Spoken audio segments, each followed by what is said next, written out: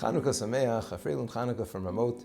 I wanted to share with you one idea, one insight into Chanukah that could perhaps shed some light and give us an insight into what this Chag is all about. We find a fascinating machloket, a fascinating dispute in the Gemara between Beis Shammai and Beis Hillel on how we perform this mitzvah of Chanukah.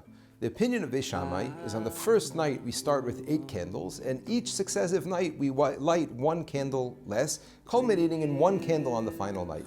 According to Beis Hillel, which is the practice that we follow, it's the opposite. We light 1 candle on the first night, the second candle on the second night, and so on until the last night of Chanukah when we light 8 candles. The question is, what is this based on? So the Gemara explains to us a very interesting thing. Beis Shammai says he bases his opinion of going down from 8 down to 1 from the concept of the parei hachag, the cows, the parim that were slaughtered on Sukkot.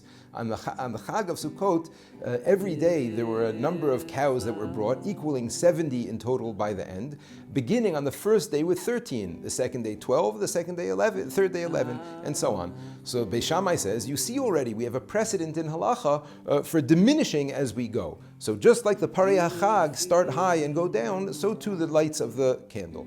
Beis Hillel responds, Ma'alin b'kodesh ve'ein moridin. No, in holiness we ascend and we don't descend. There's a number of questions over here. First of all, according to Beis Shammai, what is the connection to the parei hachag? Just because we found one area of halacha where in successive days the number goes down, so that's why we're going to compare Chanukah. What is the connection over there?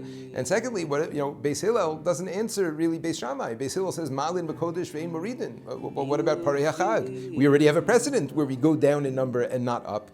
So how is that answering, and what are they really saying with each other? I'd like to share with you the medrash on this halacha of the parei hachag. At the end of Parashas Pinchas, the Torah tells us this halacha that every day the successively less karbanot. And the Gemara tells us, which quoted by Rashi, it says the following: Lamda Torah derech eretz. The Torah teaches us here derech eretz. It teaches us how to be nice, manners. Shemi sheyesh lo achsanoi yom rishon, a person who has a guest on the first day, yachilenu petumos, he feeds him fat meat, he feeds him, very, very rich meat.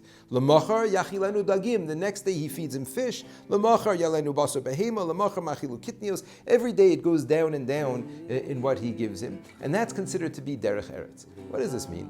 It means that the first day that somebody comes to my house, it requires a large external expression to make him feel comfortable, to make him feel loved. So on the first day he comes, I'm going to lay out a lavish meal for him. By the second day, he's a little bit more comfortable, but he's still, tenuous over there, so I'm still going to put out a nice meal, but I diminish it a little bit. But every successive day, the outer expression of connection gets lessened because the connection is already more real. When a very close friend comes or a family member, I don't need to put on airs. I don't need to put on a show. I could just give him a piece of toast and a coffee and we're friends because I don't need to do that externally.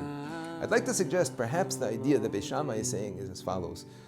We live in a time where we don't have miracles. We don't have nisim. We don't live in a time where we see Hashem's hand openly in our lives. The idea of Chanukah is to try to wean us away from the need for miracles. We start on 8 nights, on the first night, to signify to us, to show to us the miracle of Chanukah, the open miracle that Hashem breaks through Teva, breaks through nature in order to create miracles. But the goal is for us to minimize that every day. The goal is for us to graduate from Chanukah not needing to be relying on miracles, but rather to see Hashem in our everyday lives. Whereas Beis Hillel says, Ma'ilin b'kodesh ve'ein moridin. Beis Shammai, it's true. Perhaps in an ideal world, that would be the way to be. In an ideal world, we could start with a great recognition of Hashem and diminish it until we are weaned off and see Hashem every single day. Like the Medrash says, Kol haneshama tahalel ka, a person should praise Hashem and recognize every breath is a nace, every breath is a miracle.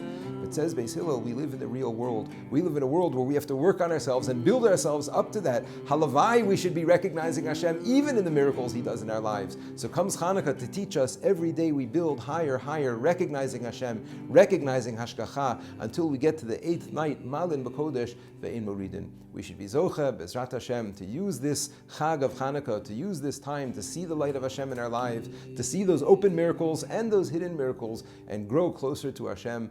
Ad Bi'Azgol Tzedek B'Mheira B'Yameinu. Amen. Have a wonderful Chanukah from Rabbi.